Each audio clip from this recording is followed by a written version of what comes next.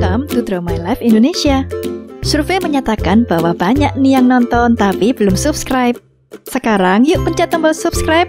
Iya, tombol yang merah itu. Dan juga tekan loncengnya.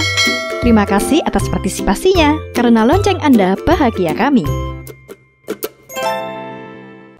Percaya diri? Iya. Punya segudang ide konten? Iya. Tapi nggak tahu gimana seluk-beluk jadi influencer. Nah, sekarang ada nih sekolah influencer yang siap berbagi kisah tentang kehidupan jadi influencer dan gimana cara mengembangkan diri agar menjadi influencer profesional. Mulai dari Flavia Sungkit, Trash Jack, Iniji, hingga Miss Rosie siap berbagi ilmu buat kalian ditambah banyak success stories dari mereka yang telah berhasil. Gak perlu babi bu, buruan daftar webinarnya tanggal 3 Oktober 2021 via Zoom bersama dengan para speakers yang kece. Alter Ego Mobile Legends. Dunia e-sport kini memang semakin berkembang. Bahkan kalau kita bicara masalah e-sport nggak akan pernah ada habisnya loh. Ada banyak nama organisasi e-sport asal Indonesia yang namanya sudah dikenal di Indonesia, Asia Tenggara, bahkan juga dunia, dan pastinya juga berhasil meraih berbagai macam prestasi yang patut kita acungi jempol. Salah satunya adalah Alter Ego Divisi Mobile Legends. Nah, penasaran kan gimana sih sejarah Alter Ego Mobile Legends ini? Yuk simak videonya!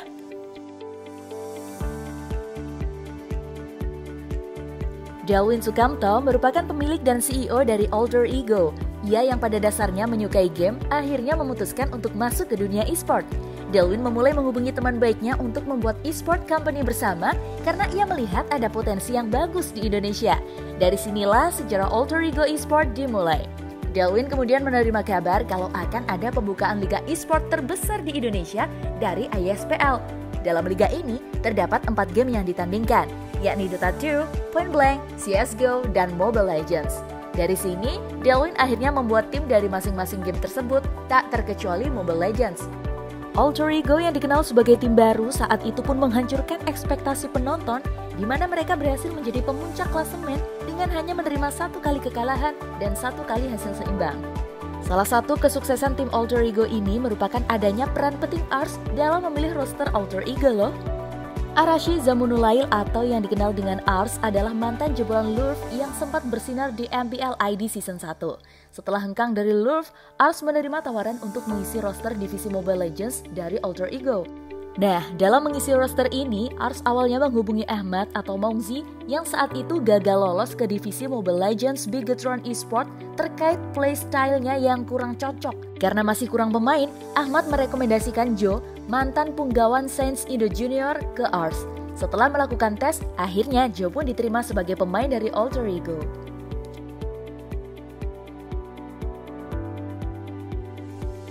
Pemain berikutnya yang masuk ke dalam roster tim adalah Rage, teman lama Ars yang kenal karena joki Mobile Legends. Dan ada Leo Murphy yang menjadi rekan Ahmad sebelum masuk Alter Ego yang sekarang kita kenal sebagai Leo Das Murphy. Lalu terakhir ada Sisius, rekan seperjuangan Ars yang masuk dan menjabat sebagai manajer tim meski saat ini perannya telah berubah menjadi pemain sejak digelarnya MPL ID Season 3. Alter Ego memulai debutnya sebagai tim MPL ID ketika liga ini masuk ke musim ketiga.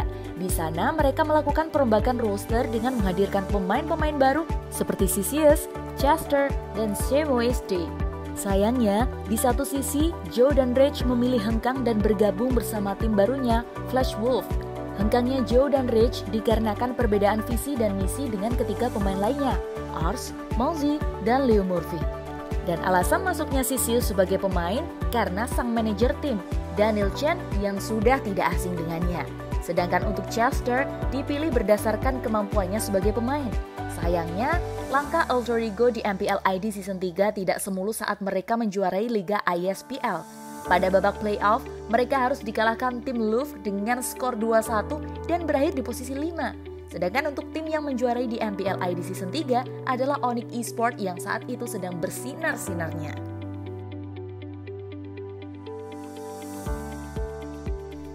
Memasuki MPL ID Season 4, Alter Ego mengalami perombakan roster kembali. Mereka menambahkan 3 nama baru, yaitu Armichi yang sebelumnya membela LoRF, Celleboy dari Capcom, dan terakhir Yox XD.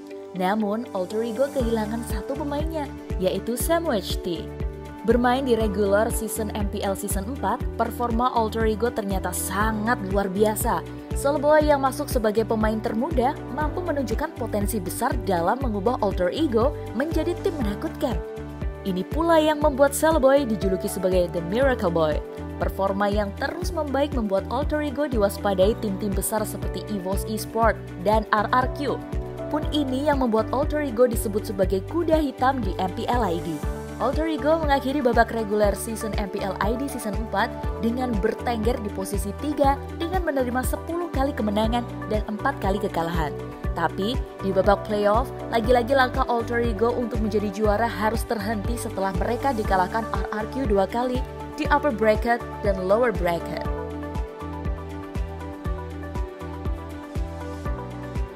Menjelang MPL ID Season 5, Alter Ego memutuskan untuk mengeluarkan Ars dari tim inti dan mengirimkannya ke kasta kedua Liga Profesional Mobile Legends, MDL, diikuti dengan Yox SD. Di sini, Chester berganti peran dan ditunjuk sebagai pelatih tim. Kehilangan 3 pemainnya, Alter Ego mendatangkan Yam yang sebelumnya membela Aura Esports. Masuknya Yam bukan tanpa alasan. Dilansir dari website resmi MPL ID, manajer Alter Ego, Aditya Budi Santoso mengatakan kalau timnya saat itu memang membutuhkan sosok offlaner kuat, dan Yam punya potensi itu. Memulai babak reguler season MPL ID 5, ternyata performa Alter Ego kurang mulus. Mereka harus menerima 7 kali kekalahan dari 14 laga yang digelar. Bahkan, Alter Ego harus pulang di hari pertama playoff MPL ID Season 5 setelah dikalahkan Onyx Esports dengan skor 2-1. Memasuki musim berikutnya, jagat eSport dikejutkan dengan hengkangnya Udil dari Onyx Esports dan berpindah ke Alter Ego. Masuknya Udil ke Alter Ego nggak lepas dari peran Sisius yang mengajaknya pertama kali lewat WhatsApp. Udil pun mengemukakan alasannya pindah, salah satunya adalah karena ia ingin bermain lebih banyak. Pasalnya, Udil mulai jarang terlihat semenjak MPL ID Season 5 dan perannya saat itu digantikan oleh Resi. Masuk menggunakan jersey barunya, Udil mampu mengembalikan identitas Alter Ego yang dulu dikenal sebagai kuda hitam. Ia pun 2 kali berhasil mengalahkan mantan timnya, Onyx Esports yang saat itu punya performa mengagumkan setelah mendatangkan Sen sebagai carry loh.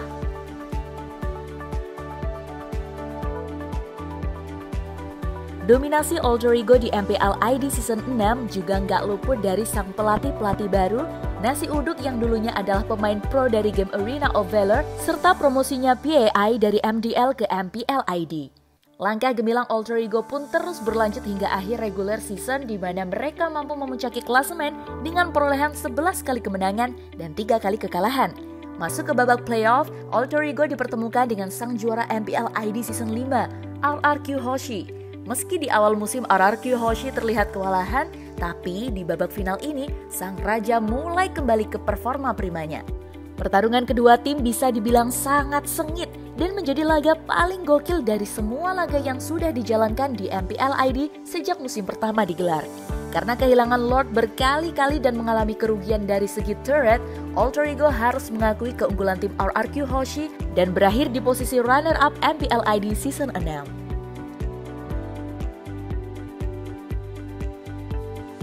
Mendapatkan posisi runner-up di MPL Season 6 membuat Alter Ego nggak putus asa untuk terus belajar. Menerima undangan untuk berlaga di MPL Invitational 2020, mereka kembali dipertemukan dengan RRQ, tapi bukan di laga final. Rematch ini pun menjadi laga yang paling ditunggu-tunggu karena Alter Ego membawa sejumlah dendam tak terkira setelah dikalahkan cukup dramatis di MPL ID Season 6. Tak tanggung-tanggung, Alter Ego berhasil mengalahkan RRQ tanpa balas, 2-0. Mereka sukses membuktikan ke publik kalau julukan kuda hitam sudah bukan lagi milik Alter Ego. Tak hanya RRQ yang mereka taklukkan, tapi juga Geek Fam ID yang punya performa gemilang di MPL Invitational 2020. Kemenangan ini membuat mereka melangkah ke final untuk bertemu tim perwakilan Filipina, Brand Esports.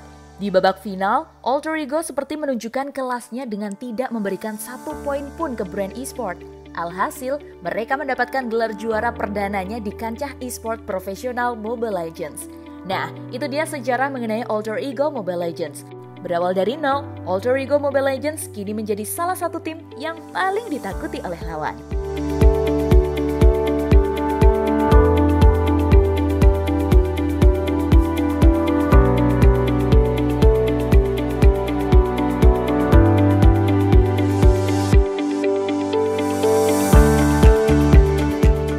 Terima kasih sudah menonton video ini hingga akhir.